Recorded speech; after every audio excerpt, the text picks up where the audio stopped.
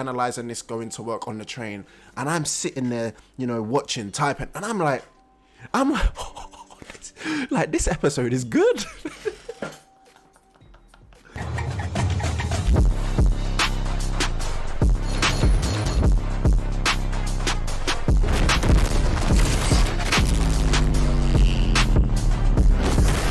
Cour 2.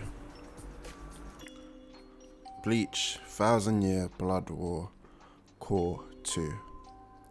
Episode 2, Peace from Shadows. Now, I'm not gonna lie, did not really think I would be starting this, bringing the jacket out. But I've just rewatched the episode, and I don't think I realized at the time how much greatness was just in this one episode. There was a lot of good things that happened. There was a lot of interesting things that happened. Some really crazy moments with some crazy bars. Episode 2 was phenomenal. It was phenomenal. And I was actually meant to do episode 2 and 3. But after watching 2, I was just like, no, this has got to be an episode on its own. So here we go. Jacket to start off with. So you know this episode had to be tough. Had to be tough. So we're going to get into it. As always, guys, hope you enjoy. There is spoilers, so if you have not seen this episode, please go watch it. Go watch all the other episodes, because I don't want to be spoiling you, because this is going to be a partly series, right? A partly series. Because this cour's been way too good. Like, I did not expect it to be this good. It has actually blown my mind. But let's get into episode 2. So I do just want to say, if I do have my phone, there are notes on here. I have made notes, so that's what I'll be looking at. I'll be going through. So yeah, please bear with me on that front. But I had to get all my points across. I was literally trying to analyze this. Now, obviously, I don't know as much as most of you guys will know. You guys are manga readers. I'm just an anime only. So for me, it's kind of like predictions, going based off of what we see and trying to have fun with it, right? Okay, so straight away, and I mean straight away, we come into the episode and I mean, damn, they've done it again. They've honestly done it again. We are welcomed into this episode with an amazing OST. And I mean, amazing. It's just, again, it's caressing the eardrums. They never fail with this. They always bring us in so nicely with a nice OST, sets the scene, kind of, we take everything in, looking at everything. And it was amazing. It was honestly just amazing. Looking at it, seeing it, hearing it, you know, what was about to go on, right? So, and then we're kind of here with Hashvolt, and he's speaking to the rest of the Sternritters. He going crazy, right? But Kubo Den, right, and Kubo is a genius, and I don't think he gets enough credit, but not from me. So I'm going to say Kubo is a genius who deserves more credit from me, right? Now, I believe, and I think, right, and you guys will let me know, obviously, sometimes I'd be forgetting things, I'm going based off of memory. I'm pretty sure, based off of Cour 1, we took the Espadas, Aranknar, we took the cathedral, right? I believe Silburn Cathedral is actually the cathedral, which makes me think that's where we were introduced to the Espada on the table, I believe. Now, if that is correct, Kubo literally recreates that legendary scene, and I mean, I can't lie, I was not expecting it. I was not expecting it to be this good, where we see Hashvolt and then all of a sudden it zooms out, right? And then we see all of the Sternritters on each side. All of the Sternritters on each side, you know, we're going further and further and further back from Hashvolt. And it's amazing. It looks so clean. It actually looks so clean. Just the redesign of it, probably to show that it's theirs. And that like they've taken over it now. Now, I'm not sure. It's obviously in the Quincy colors, right? But I'm not sure if that's what's actually happened. That's what I got, right? That's what I personally got. So I'm not sure if that's true, but that's what I got. To me, it was amazing. To me, it was something that was just so unique, excellent, and kind of breathtaking. Right? And just like a bit more from this scene is like seeing this. It was a very cold scene. I think from here you can really tell some of the personalities of some of the people that are sitting here, especially with like Bazby. Bazby looks pressed, so you could probably see that Bazby's kind of a hothead, right? Just by the way he's sitting there. And then you got like another guy with his hood on, head down, so he probably doesn't really talk to anyone. You got Bambi kind of sitting there like this, probably to show that she's not really bothered. So it's kind of, but that could also be based off what happened as well. Now, Hashvolt is quite interesting because he does the exact same pose that Yuabaha did in the last episode when speaking to Ishida Uchiha, right? And I don't know, it's just them small little things that are quite interesting. Why does he do the same pose? So that's interesting to me. We'll get back to that. I believe there could be a reason why, but we'll get back to that. So as we're wrapping up in the Silburn Cathedral, Hashvolt says, I will repeat His Majesty's orders one last time, right? But obviously before they get sent out. Exterminate the enemy and do it quickly. And I want that to like stick in your head. There's a reason why. We'll come to it, but make sure that sticks in your head because I believe it's quite important. All right, so moving on. The next part of the episode that I would like to talk about is Captain, and I might butcher this, so I'm going to try. Yukitake, I believe.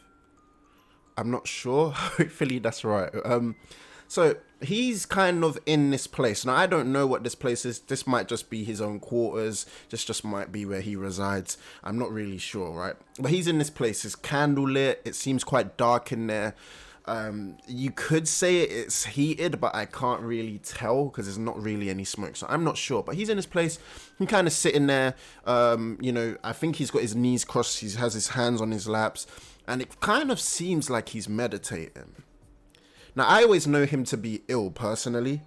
So I'm not really sure. I think it's quite interesting to see him doing this. I'm not sure if it's like a kind of infuse of powers that he's going to get. But I thought it was quite interesting just to see him there. Just doing his own thing, meditating. I want to come back to that. I do think it might be a quite important point later. As of now, I think I'm 5-6 episodes in on Core 2, and I still haven't seen them. So I'm not saying that it's, this is just based off of my review of rewatching the episode. But I just think it's quite important. I'm not sure what's happening with him, but I definitely want to come back to it. So at this point, we're getting further and further through the episode. Things are getting more and more crazy, right? And then we get to some of the bars, and this is when power plays come into it. This is where you see brilliance, excellence, people's minds go into work, and in this. So we're talking to Headcap Shinsi, right? And he's saying, I've set some traps. I set up these traps, so they couldn't get through. I've set traps all over the place. So I'm thinking, okay, cool. But he also says, but I never imagined that, it would be like this. And then it switches, the camera switches, and we go to Yuabaha. And he says, he's calling them fools. He said, look, we lost the war, but we had nowhere to go. So we fled the living world into the Serengeti. The last place they thought we would hide. The last place that Soul Reapers expected us to hide. And it was just the fact that we had to use Reshi to create hidden spaces for ourselves within the shadows.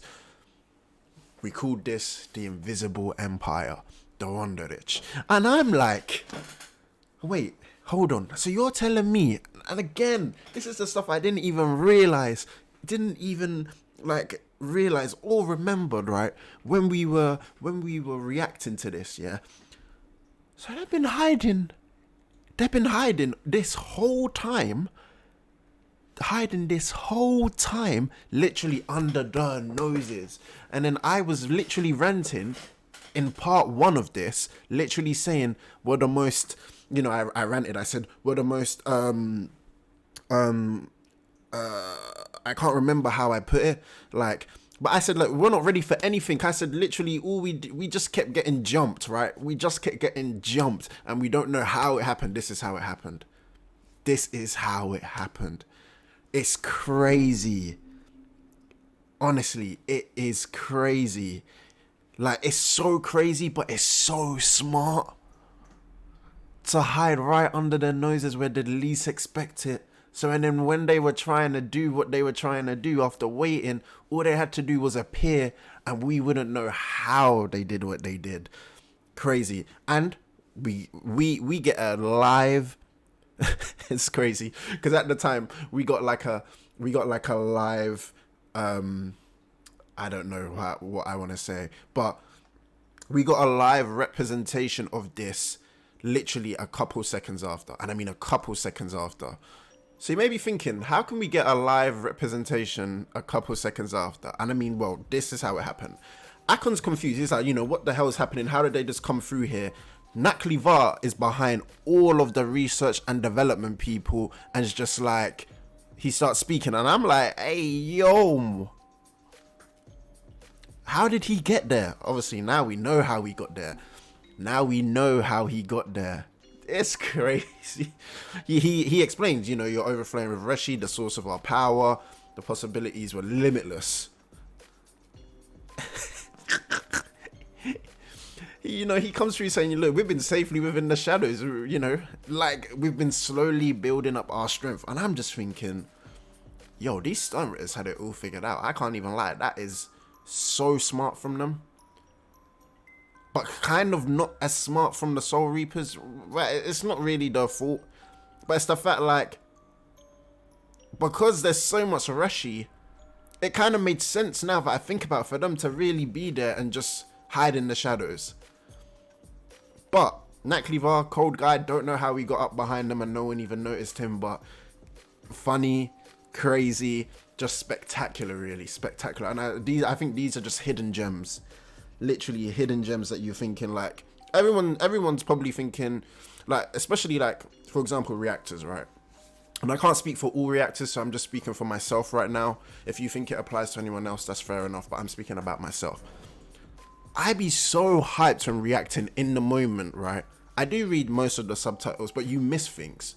Going back to this and just finding out that that's how it is. We've been in the shadows, slowly building up our strength, using the Reshi safely within the shadows. Like, it's just like Kubo, man. Stunritters, man. Like, you guys are coming crazy. Coming absolutely crazy. And, like, it left me confused. And you could tell by Akon's face and other members of the research and development team, it left them so confused.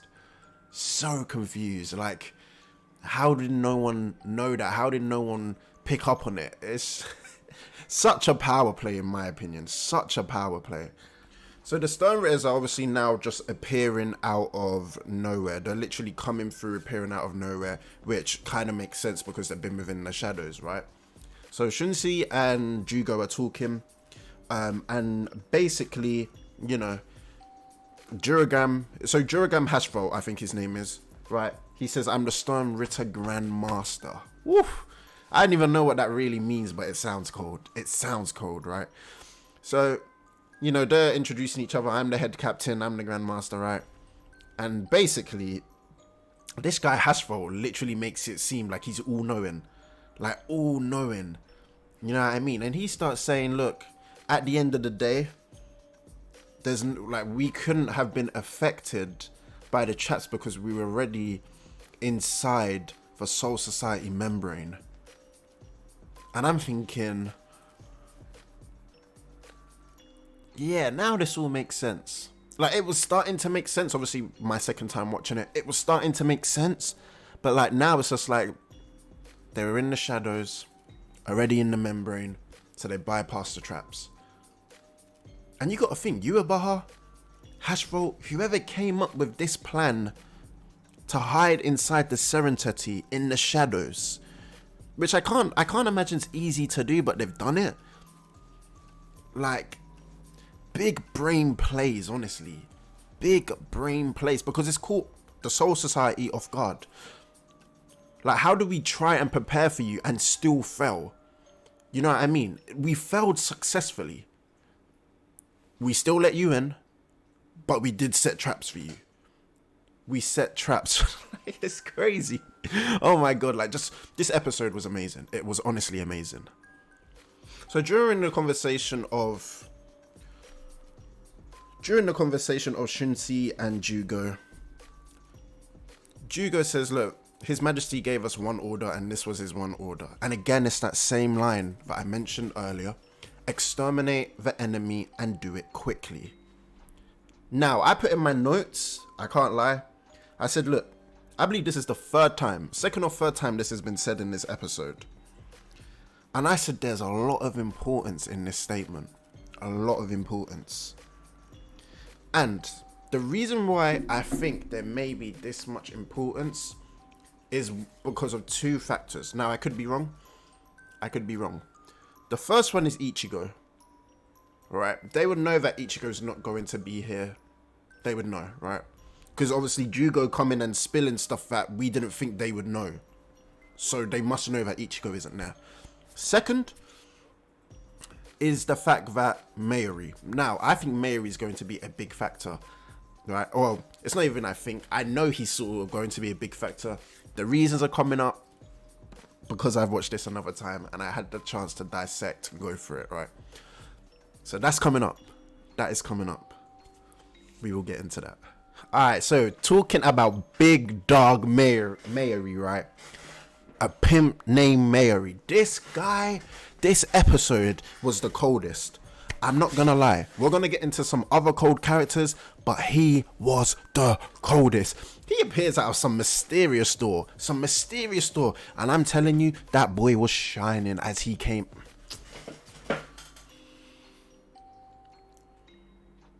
I can't lie. This boy came out shining. I don't know what they did to him. This is the first time we see him. And I don't know why Kubo designed him like that. And Nemu, we'll get to that. But look, this guy comes out shining like a star. I can't lie to you. He comes out shining like a star. A very interesting design. He steps out. The shoes are, oh my God. Like, he has these pointy... Yes, these like pointy shoes at the top, yeah. So he's like, it's like that. You probably can't. It's like this. The shoes are like this, and he walks out, and the shoes are shining too. The drip is immaculate. It's insane what the level of drip. But not even that. He comes out matching with Nemu. Oh my God. He comes out matching with Nemu, and I mean, oof. As I said, the whole list has to be rethinked. The whole waifu list is getting redone. I can't lie because Nemu in her outfit looking good. Looking good. They came with the matching drip. I respect it. Like, I respect it massively. It's cold, like it's heat. I can't lie. If you want to know how heat it is, it like this. It like you know, it. They come with the double. Like, you know, like when couples have outfits and it kind of look fire. You can't even hate on it because it looks so... That's how they be looking. Mary coming up here, he doing some pose like this and it look good. And then you just got Nemu just standing... Anyway, look, we have to move on or else I'll be going on about Nemu for far too long. But I can't lie. My list is being analysed and changed and I'll definitely bring you guys an updated list. That's what I'm saying. So the excellence of Mayuri in this episode is that the fact that, look, he's talking to Nakk Le Vaar, right? And he said, you know, during the last battle, I came to the conclusion that in some way shadows played a key role in the Quincy invasion.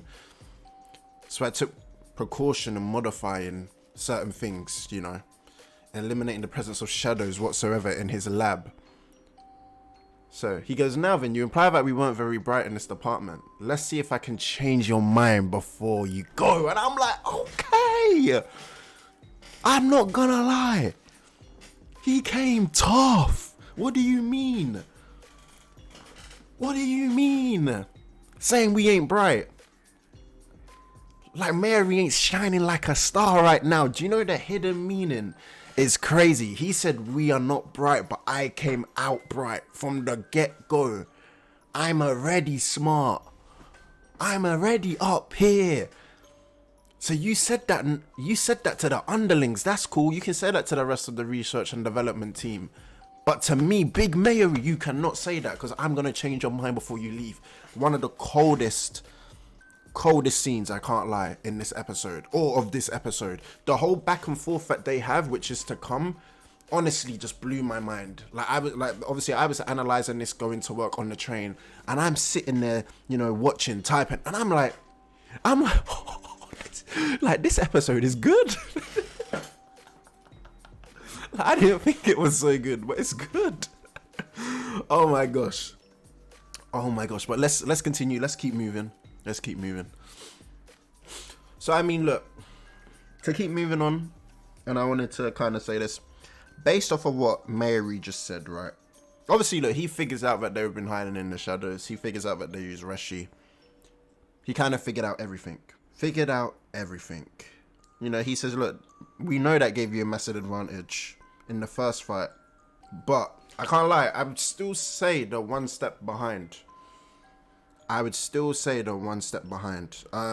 Reason being, Mayuri knows this, but look at how long it has taken him to know it and say it.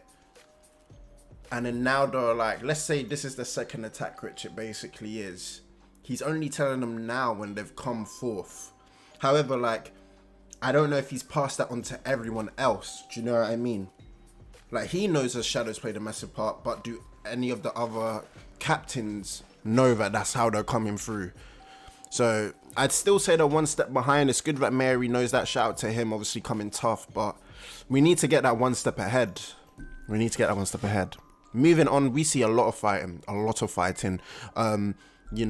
The Stone Ritters or Wonderlich are fighting against the Soul Reapers, and it's going crazy. People are slaughtering each other. It's going crazy. And then we see my hot-headed friend Bazz-B. This is where we get into a very good fight, a very unpredictable fight. Bazz-B versus Hit-Guy, and I mean off rip. We see Hitskaya, and I'm like, Toshiro looked cold, I can't lie. Like, he looked icy clean. Like, he comes, the Zampak 2 behind him, so he kind of flexing a little, right? He has a headband over his head, the hair looks a bit different, he has a torn scarf, and I'm like, okay, cool. And then they had to show Masamoto with the business, but we ain't gonna talk too much on that. We already know how she be coming through. So, I'm thinking, the designs are cold. He looks cold. Bazz-B coming on smack, chatting breeze, coming on demon time.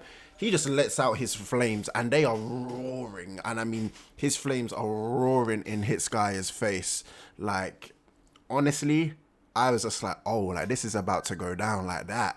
Like, it got me so excited. Just watching this. I mean, Bazz-B comes, he chatting. As I said, he sound like Ichigo. He's got all the fire roaring around him, and he's looking at his guy like, yeah, like with all the fire around him. I'm like, Jesus, this guy is just him. Bazz-B is just him. He's just him. I'm not gonna lie, he's such a fun character. He's so amusing. He comes with that hot-headedness that I like, reminding me again of Grimmjow. Has no filter. He just always on go, and I love that about him because it makes the episode so interesting. I mean, look, we got an ice and fire matchup. It's a good matchup. Oh my gosh. It is a very good matchup, I can't lie. So he's like, this is gonna be exciting, and you gotta think, like, in my head right now, I was thinking it's quite strange because the Stone Ritters already took quite a lot of people's Bankai, right? So I'm like, damn, they really coming back to run back those ones. They're coming through saying, give me my ones. It's crazy. They're coming back and being like, all right, cool. Like, give me my ones. Give me my ones. And I'm thinking, you already took half of our Bankais. You already took half of them. What left is there to really run? But nevertheless, so look, BG9 comes back for Soifon. That's like one example of I'm thinking, yeah, he coming back for his ones because he already took the Bankai, right? The same with Hitsky. Hitsky's Bankai is already ticked, but they already coming back to run the ones. So, you know, I'm not really sure, but it's a funny concept. Amazing that they, you know, want to run their ones, but I guess they're trying to exterminate them. So there's a part in this where I think Bazz-B kind of starts overpowering Toshiro, right? And, you know, Toshiro backs up and says to Masamoto, look, give me a hand for a sec. It seems like I'm struggling with my level of ice, basically, right? You know, he says, thanks, I could use the help. I'm having a bit of trouble. Masamoto stops for a sec and starts, you know, grinning. And she starts saying, you know, I like the fact that you can, like, trust me, basically, right? And I'm thinking, why can Masamoto just never be serious off rip? She's saying the captain's cute. And it's like, Rangaku, this ain't the time for this. Get turned up. Get turned up. Now, eventually she does, but it's just like, we need that element of seriousness from jump. Now, I know that's her character. That's her characteristic. But I think we all know what happens. I think we all know what happens. I ain't even going to say it right now. But we all know what happens. So I think with Masamoto helping the tables kind of turn, you know, they start getting the better of Bazz-B. You know, it is a 2 versus 1, so that is to be kind of, I guess, predicted and, you know, sought. But Bazz-B is not hearing none of it. I can't lie. Not hearing none of anything that Hitsugaya and Masamoto are talking, because they start explaining. I think at one point they thought, yeah, we've got Bazz-B, this is it. They start getting a bit cocky, right? A bit cocky. And like, I mean, for example, one thing that Hitsugaya said was, it seems like I'm able to block flames of your level. And I'm like, I mean, right, yeah, okay, cool, right now, cool, it seems like it. But like, against, like, one thing I've learned, right, and I learned this with Grimjow as well, people that are shit talkers, don't play with them like that. Don't be cocky to them like that. Because that's their bread and butter. So when you trying to do the exact same thing to them, they ain't gonna be on that. If anything, actually, no, they will be on that. Because they'll get it back. And I can't lie, Bazz-B, he gets it back. He gets it back. Oh my god. He gets it back. And like, you know, we're gonna see this. We're gonna see this. It's coming up, but we're gonna see this. But I mean, I have to say something to Kubo right now. Like, damn, Kubo, we going for people's kid sisters? Like, what's going on? Are my sisters getting attacked? Like, what are we doing? BG9 was really about to, like, slice Amaya's sister with that metal stick or whatever, that sharp thing. I was thinking, damn, what's we offing little kids now? Like, is that what we doing, Kubo? I mean, shout out to Amaya for coming through and, like, you know, basically getting in the way of the attack. Must have hurt, but shout out to him, because otherwise his sister would have been like, she would be dead. She would be dead. I know they ain't censoring stuff this season, right? But I'm thinking, damn, like, that was a bit too much. But I mean, Kubo does what Kubo does, man. That's the greatness of this at the end of the day. Now, although Almeida goes to save his sister, right? And he does that in a very big way, and shout out to him once again. There's a time where BG9 was about to bring out, I don't even know. It's like a machine gun, right? I literally, just when I thought it was it for Amida, his gun breaks. The camera pans over and we see Soifon, baby. Ooh, they gave her the side angle. That lethal side angle. I can't lie, Soifon is just... She's so fine, I can't lie. I ain't even gonna let it get weird, but Soifon up there is the #1 waifu, man. She up there is the #1 waifu. She coming through looking clean, the side view action. The side action. It just looking all good. And it's just like, alright, She about to come cold right now. She about to come cold. I was hyped for her. She was flexing that she was part of the stealth force. And I was like, yeah. Now, I have to say her fight was good. I'm not going to really cover it in too much detail. Because for me, that's not the main focal point. And I'll get, like, we're touching on the main focal points here and there as the episode's moving back and forth, right? The reason why I didn't want to get into the soap on this is because I have to talk about Mayuri, man. The whole scene between Mayuri and Nakk Le Vaar, I think, was one of the best scenes that we've seen in Cour 2.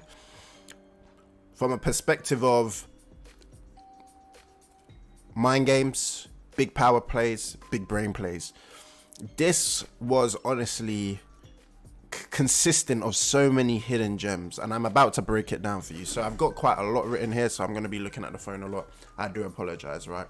So let's go through the brilliance of Mayuri in this exact episode, right? And I think this is very much underlooked. Let me guys know if you thought the same. It's going to be quite interesting, right?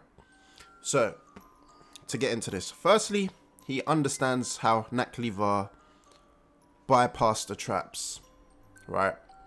And then secondly, Nakk Le Vaar says, look, and this is what this honestly got to me. This was so crazy. And I can't lie, again, when I was analyzing this on the train to work, I was so excited to say this to you guys. That I was so excited to actually say this exact part, right? So this is how Nakk Le Vaar is. So he doing all of this. He kind of scaling it up, looking at them, right? And he's like, oh, forget it. He's like, sorry, it's not happening. I can see it would take too much time. Mary's like, what do you mean by that? Taking too much time. It's just like, I'm just imagining the number of scenarios I'd have to experiment in order to kill you. He's like, I'm fatally lazy. So he was like, no, you can go and fight someone else so long. He starts walking off. And then he does that thing where it's just like, you know when like people want attention and they start walking off, and then he's like, all right, at any moment he's going to tell me to stop and come back here. Mary doesn't. He just lets him walk. So Nakk Le Vaar turns around and says like, oh, what, you're not going to stop me?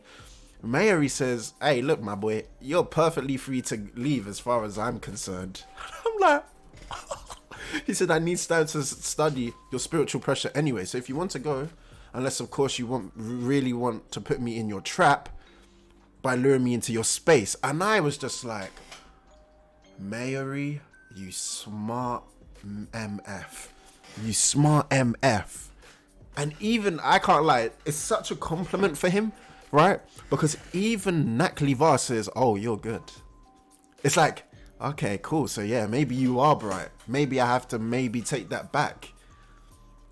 Because he said no one was bright there. But he tried to play mind games. And Mayuri, reversed it. He flipped it. He took all the power out of what Nakk Le Vaar tried to do. And now he has the power play. Honestly, it was amazing. It was honestly amazing. Now, Nakk Le Vaar kind of plays it down. It's just like, I'm just happy not to, give away my abilities. And I'm just thinking, no, this whole transition between them two going crazy was absolutely genius. And I know, like, it's for me as an anime only, it's such a big thing because there's more to it. There is more to it. And I don't know if you guys thought the same, so let me know. Obviously, you manga readers, there may have been more hype reading it from the manga. From seeing it in the anime, I think it's done amazingly. I can't lie. Mayuri came through spitting bars. Yo! As far as I am concerned, you are free to leave. Oh my gosh. Again, big brain plays from Mayuri. I want to study your spiritual pressure. I don't have to fight you now. I'm going to go study. Do you know what I mean? Because as I said, right now, Soul Society is behind. Soul Society is behind on the plays. So he's trying to put the big brain plays over trying to get taunted into a fight. Like Mayuri, honestly. Because other hot-headed characters would have been straight on that. Ikaku, Ichigo, Toshiro, Kenchan, all on that. But Mayuri has to be different because he needs to get them up a level. He needs to either bring them onto an equalizing level or bring them up a level to be one step ahead of the Sternritters. So, yeah. So, there's a massive explosion. And Mayuri's like, ooh, Soi Fon's spiritual pressure, right? So, I'm thinking, okay, so maybe, you know, this is the time. Maybe we're going to be on the up. Maybe we're going to be on the up.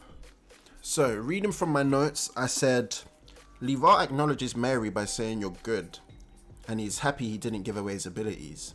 A massive explosion happens in the aftermath of Soi Fon's ability, and Le Vaar leaves the conversation being one up on Mayuri, who clearly didn't like that, because Mayuri like pulls a face as to like, he didn't like it, right?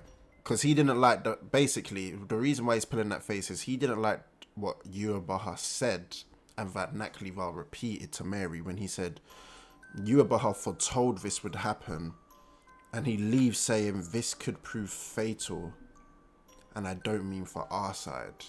Now, for me, that's probably something that's slightly dangerous, and the reason why I'd say it's slightly dangerous is because if Yurabaha foretold this, that means ideally they're still actually one step ahead if he knew this was going to happen. So if anything, this could either been a waste of time for Mayuri, or Nakk Le Vaar was just trying to see how smart the research and development team was. I don't know. That's what I got. I'm not sure. Please let me know in the comments. But that's something we definitely have to come back to. A very underrated scene in my opinion, but a very cold and fire scene at the same time, which I think was worthy of the jacket, worthy of the flames of approval, and worthy of the smoke of approval. So, as I said, this scene really set up for me, and this is why I had to give it its own episode. Honestly, amazing. Now, Masamoto and Hitsuya think they have frozen Bazz-B, but I can't lie. This is when Bazz-B comes through, right?